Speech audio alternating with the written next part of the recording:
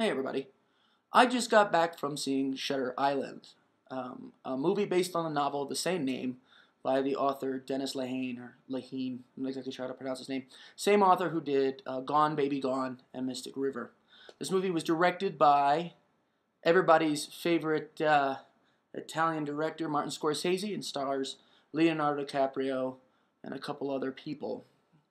I've seen mixed reviews about this movie, and it seems to be an odd assortment of perspectives. The majority of the people that take issue with the film usually are nitpicky and also take Scorsese to task, considering that they're comparing this to like The Departed, the one that he won the Oscar for, and the Godfather series and all like that. Anybody out there who's critical of this movie, I would suggest that you go and read the novel first. When I heard about this movie, when I saw the previews, the first thing I did obviously was I went out and went to see if the movie was based on a novel. Once I saw that there was a novel, I grabbed it and started reading it, and I read it in about 7 hours. And it was a good story. I think that it's vital for anybody that goes to see this movie to have a general idea of the plot before they go in. Now, this isn't one of those movies where the movie is better than the book. Rarely that happens. Usually when you anybody out there who reads novels and then and goes to see the movies will tell you that most likely the book is going to be better than the movie. As an example, Blade Runner or Do Androids Dream of Electric Sheep was the novel that was based on. That was better than the movie. However, something like Fight Club, the movie by far surpassed the novel. So it does happen where the movie is better than the book, but not always. In this case, not necessarily true. There's a lot of stuff in the book that doesn't get put in the movie. But I don't really think that I think that what they did with what they had was pretty damn good. I think that they turned the book into a relatively decent script for the actors and director to work with. There were some key points that were left out that I think really would have fleshed out the movie more, but for all intents and purposes, I thought it went well. The big complaint that everybody has about this movie is the twist ending and the way that it was presented. And that's the main reason why I suggest that anybody who's critical of the way the film ended, read the fucking book. You'll see that for pretty much they stayed pretty true to the book. That ending that you saw, if you went and saw the movie, was almost exactly the same thing that happened in the novel. So if you're complaining about the ending of the movie being weak or whatever, read the fucking book. It went over really well, I thought. So I think that the movie was well done. I think that the cinematography was not as dramatic as it could be. I think it could have been a bit more stark, simply because of the premise of the film, which is basically the story is about these two U.S. Marshals that are sent out to this Shutter Island to the what is it? I can't remember the name of the asylum. Basically, the premise on this island is it is a maximum security / psychiatric ward, and one of the patients escapes. So the two U.S. Marshals go to the island to investigate, and then some things happen from there. And I think it's important that you either read the book or see the movie, because I don't want to give too much away, because the rest of it builds from that point. But for all intents and purposes, like I said, it was a relatively, I think it was a well-done adaptation of the book. I think that you need to go there with a sense of idea what's going on. That's why I'm stressing that if you get a chance to, read the novel. But like I said, I read it in 7 hours. I read it in one long sitting. So I think it would probably serve you well to read the book, and even after you read the book and you know the ending, to go to see the movie and see how well it transpires, because I think they carried it off. As far as DiCaprio, I've never been a real big fan of DiCaprio, but I have to say, and I have said many times before, he's come a long way as an actor. I don't think that this movie really is a place for him to stretch his legs as far as a dramatic role, or a role for that matter. I think that he played it well.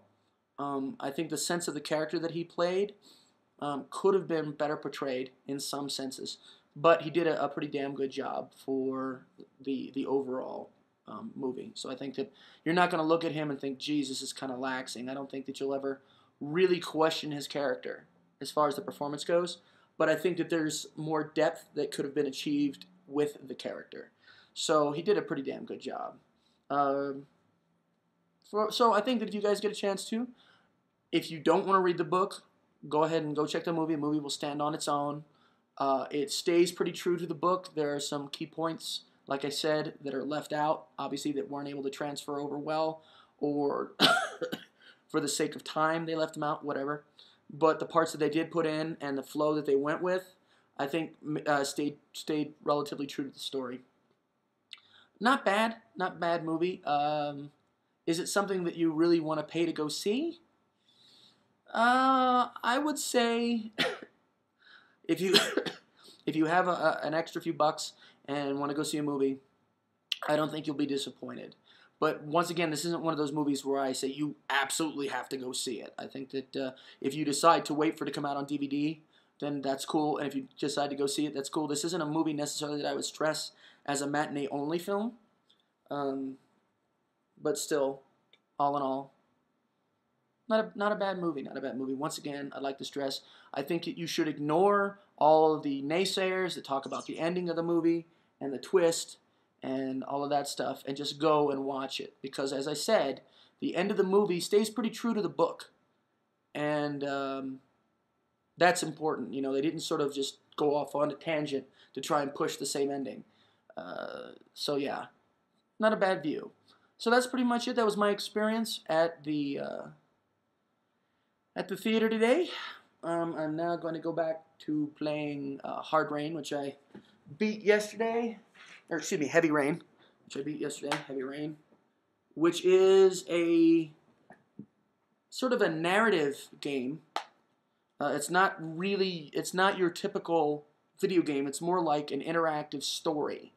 It's not choose your own adventure, and it's not like some of those quick time games that you've got where basically it plays a movie thing and then you've got like a little quiz popped up. No, you're actively involved in the game and you're doing stuff. And there are certain sequences where you have to press button combinations to advance the character's actions. I got this yesterday. I played it yesterday. I beat it yesterday. But, and this is actually kind of cool, the ending that I got in this was not the good ending. I'll just leave that at that. But Heavy Rain, it's on the PS3 and only on the PS3. This is a unique game by itself because of the way the way that you interface with the characters, and just the whole premise behind it. It kept me interested. It's about a serial killer, the origami killer. And I think that you'll enjoy it. It's like a movie that you're partaking in. So there you go. Those are my 2 bits of action and gaming that I did a review on. I know if you want to see a more in-depth review of Heavy Rain, I'll be happy to post that. But there you go. All right. Take it easy.